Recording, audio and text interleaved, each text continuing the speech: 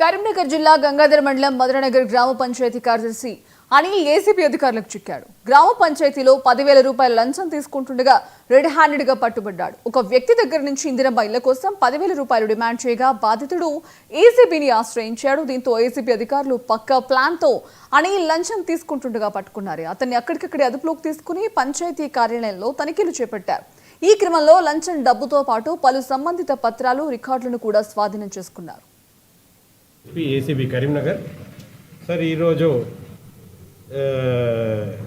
మునిగల అనిల్ అనేసి పంచాయతీ సెక్రటరీ గారు grade 4 Madhura Nagar Gangadhar mandal Karimnagar district వీరు ఒక కంప్లైంట్ దగ్గర ఇంద్రమ్మ ఇళ్ల కోసము 10,000 రూపీస్ డిమాండ్ చేశారు. మొత్తం ఈ మధ్యకాలంలో ఇంద్రమ్మ ఇళ్ల గురించి బాగానే పైసలు క్లెయిమ్ చేస్తూ ఉన్నారు. దాంట్లో భాగంగా ఈయన కూడా 10,000 డిమాండ్ చేశాడు. మేము ఈరోజు అతన్ని దగ్గర నుంచి 10,000 యాక్సెప్టెన్స్ చేస్తుండగా రెడ్ హ్యాండెడ్గా పట్టుకొని ఆయన ఒక్కరే వారి దగ్గర నుంచి 10,000 రికవర్ చేశాము. అతనిది right hand fingers right handed వస్తే మనకి దాని మీద తీసుకొని క్యాష్ రికవర్ చేసి అతన్ని అరెస్ట్ చేసి రేపు రిమాండ్ చేస్తాము. కంప్లైంట్ ఏంటండి? కంప్లైంట్ పేరు చెప్పండి. కార్యాలయం ఎస్ కార్యాలయం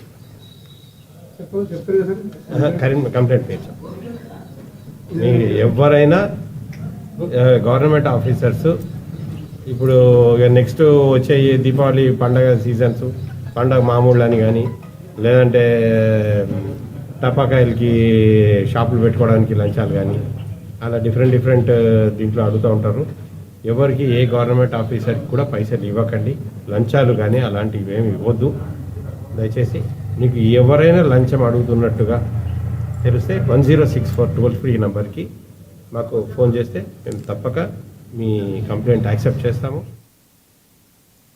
కృష్ణా జిల్లా